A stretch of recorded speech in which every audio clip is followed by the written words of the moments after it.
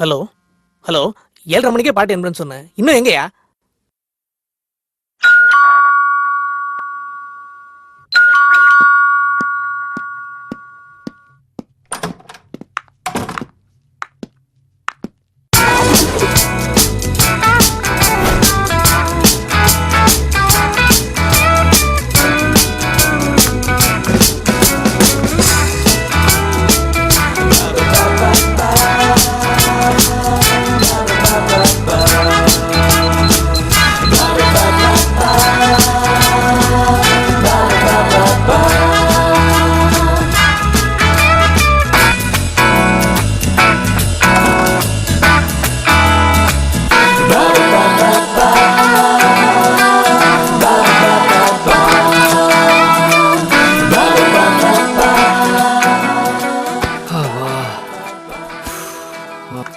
பாய் bye. Dialogue. டேய் 1 hour எப்படிரா? Cut. Yes sir. நீங்க ஓகேயா? Okay sir. எப்படிரா? எப்படிரா? அதான் டயலாக். ஓகே ஓகேயா? ஓகே சார் அவங்க அந்த காண்டம் பாக்கெட் எடுத்து காமிச்சோன்னு அப்படியே பேன் போறீங்க. ஓகேயா? போலாமா? Okay take take. அந்த க்ளோஸ் அப் தின்ன ரவுண்ட் பண்ணிக்கோ. Role action. அப்படியே கொஞ்சம் ஜூம் போங்க. வணக்கம் மேடம். அந்த காண்டம் பாக்கெட் வணக்கம் கொஞ்சம் சார். குடிப்பா. இன்னும் கொஞ்சம் ஜூம் சொல்லுங்க. போங்க. நாங்கள் சூர்யா ப்ரொடக்ஷன்லேருந்து வரோம் மேடம். One more. கம்பெனிக்கு புது ஹீரோயினை பார்த்துட்டு இருக்கோம். டைரக்டர் நீங்கள் நடிச்ச ஆடு பார்த்துருக்காரு. சப்ஜெக்ட்டுக்கு கரெக்டாக இருக்குன்னு ஃபீல் பண்ணுறாரு. நீங்கள் ஓகே சொன்னீங்கன்னா நல்லாயிருக்கும்.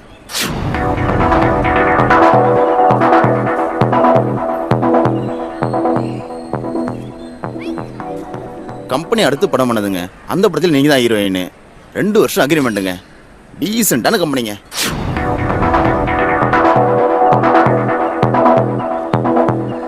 யோசனை பண்ணாதீங்க. ஹீரோயின் சான்ஸுக்காக கம்பெனி தேடி நிறைய பேர் வந்துகிட்டு இருக்காங்க. இங்க சான்ஸ் உங்களை தேடி வந்திருக்கு. நல்ல ஃபியூச்சர் இருக்கு. இந்த டைரக்டர் 3 சூப்பர் ஹிட் படம் கொடுத்துருக்காரு. யோசிக்காதம்மா, சரின்னு சொல்லு. ஓகேன்னா 1 லட்ச ரூபா advance.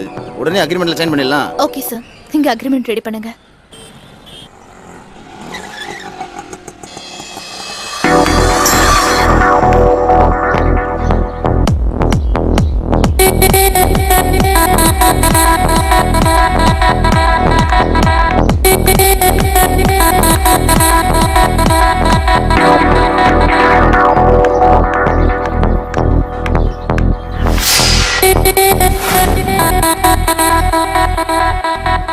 Wow, what a beautiful. நான் உங்ககிட்ட ஒரு முக்கியமான விஷயம் பேசணும். இங்கேயே சொல்லு.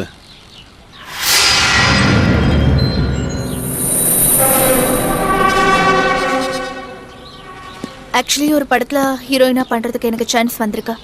2 years அக்ரிமெண்ட். அதான் உங்ககிட்ட ஐடியா கேட்கலான்னு வந்தேன். என்னால தனியா டிசிஷன் எடுக்க முடியல. பரவாயில்லையே, மேக்கப் போடாம கேமரா இல்லாம பிரமாதமா நடிக்கிற.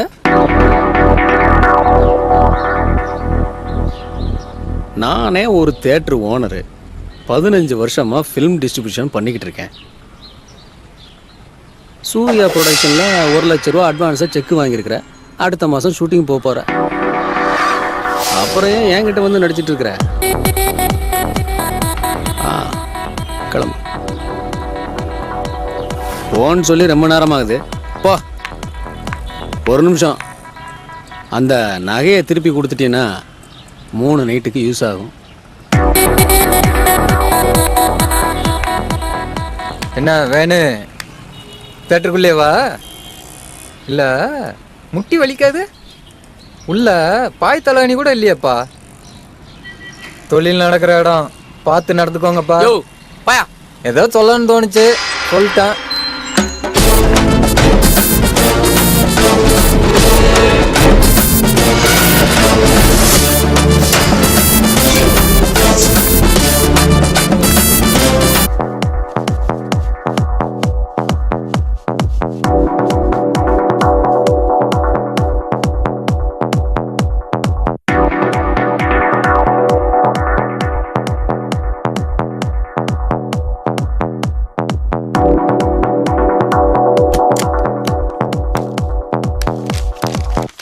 Excuse me, ஒரு நிமிஷம்.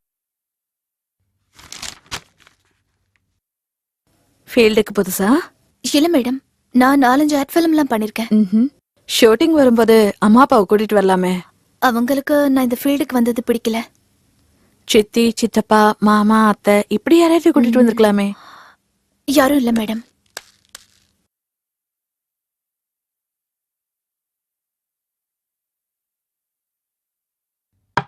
ம். இப்ப எனக்கு தண்ணி குடிச்சிட்டு போறவர் யாருன்னு தெரியுமா? உங்க அசிஸ்டண்டா? என் ஹஸ்பண்ட்.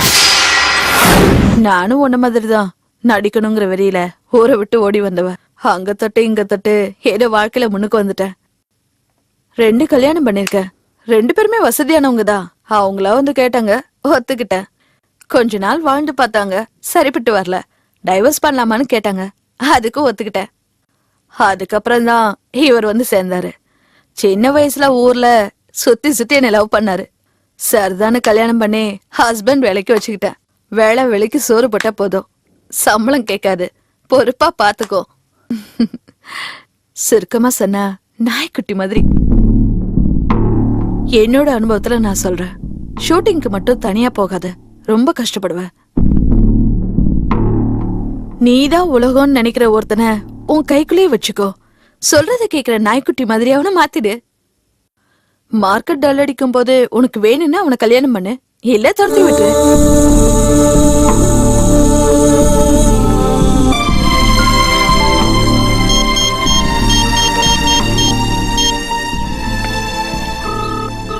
ஹலோ, நான் சித்ரா பேசுறேன். சொல்லுங்க. நான் உங்ககிட்ட கொஞ்சம் தனியா பேசணும். நாளைக்கு மீட் பண்ண முடியுமா? நாளைக்கு மார்னிங் ஊட்டிக்கு போறேனே. இன்னைக்கு ஈவினிங்? சான்ஸே இல்லைங்க. நாளைக்கு ஊட்டியில் ஒரு ரெஜிஸ்ட்ரேஷன் இருக்கு. ஓனர் ஊட்டிக்கு போயிட்டாரு. நான் படத்துக்காக அவர் வீட்டில் தான் வெயிட் பண்ணிட்டு இருக்கிறேன். என்னால வர முடியாதுங்க. நீங்க வரத்துக்கு எவ்வளவு நாள் ஆகும்? தெரியல. நான் வந்து வேணா உங்களை அங்க பாக்கட்டுமா? சரி, வாங்களேன். ஓகே. நீதான் உலகம்னு நினைக்கிற ஒருத்தனை உன் கைக்குள்ளேயே வச்சுக்கோ. சொல்றத கேக்குற நாய்க்குட்டி மாதிரி அவனை மாத்திரு. நாய்க்குட்டி மாட்டிருச்சு. ஹலோ, நான் வீட்டுக்கு வெளியே தான் நிக்கிறேன். கதவு திறந்துதான் இருக்கு, மேல வாங்க. சரி.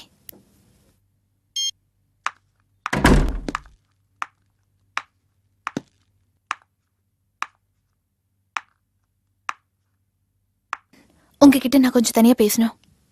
சொல்லுங்க. எல்லார் வாழ்க்கையிலயும் எது ரொம்ப பிடிச்சதுன்னு தெரியுமா? பணம், அன்பு, காதல், பாசம். இது எல்லாத்தையுமே தாண்டி வாழ்க்கையோட ஆதாரமா இருக்கிறது இந்த பணம் தான். இந்த பணத்துக்காக நானும் என் வாழ்க்கையில சில தவறான முடிவுகளை எடுத்துட்டேன். நிறைய விஷயங்கள் இழந்துட்டேன். பணத்துக்காக ஓடுறோம். பணம் கைக்கு வந்ததும் என்னென்ன விஷயங்களை இழந்துட்டோன்னு நினைச்சு பார்க்கும்போது ரொம்ப கஷ்டமா இருக்கு. நம்ம காதலும் அப்படிதான். இனிமே எந்த விஷயத்துக்காகவும் நான் உன்னை இழக்க விரும்பல.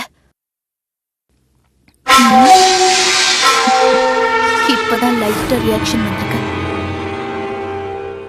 எனக்கு பக்கம் பக்கமா டைலாக் பேச வராது. ஆனாலும் என்னோட உண்மையான நிலைமையை சொல்லிதான் ஆகணும். I love you so much. உண்மையான காதல்னா என்னன்னு நான் இப்பதான் புரிஞ்சுக்கிட்டேன். இந்த உலகத்துல என் மேல அன்பு செலுத்துற ஒரே ஜீவன் நீதானு எனக்கு தெரியும். நீ இல்லாம இனிமே என்னால ஒரு நிமிஷம் கூட வாழ முடியாது. என்னது, கொஞ்சம் கூட ரியாக்ஷன் டெப்தா வரலையே.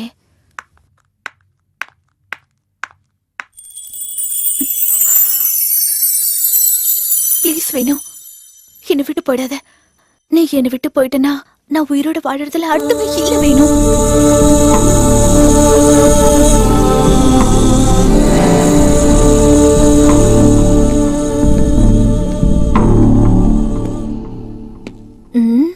சொந்தமா டைலாக் பேசி நடிக்கிறது எவ்வளவு கஷ்டமா இருக்கு. இனிமே நோ டைலாக், ஒன்லி ஆக்ஷன் தான்.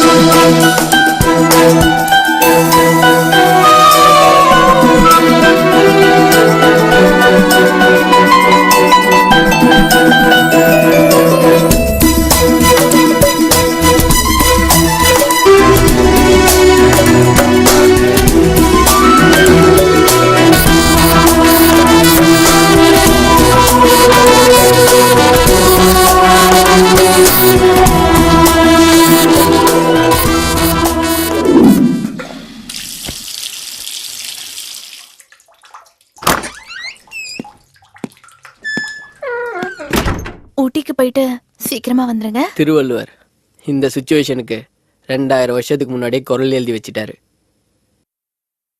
அன்பின் விளையார் பொருள் விளையும் ஆய்தொடியர் இன்சொல் இழுக்கு தரும்.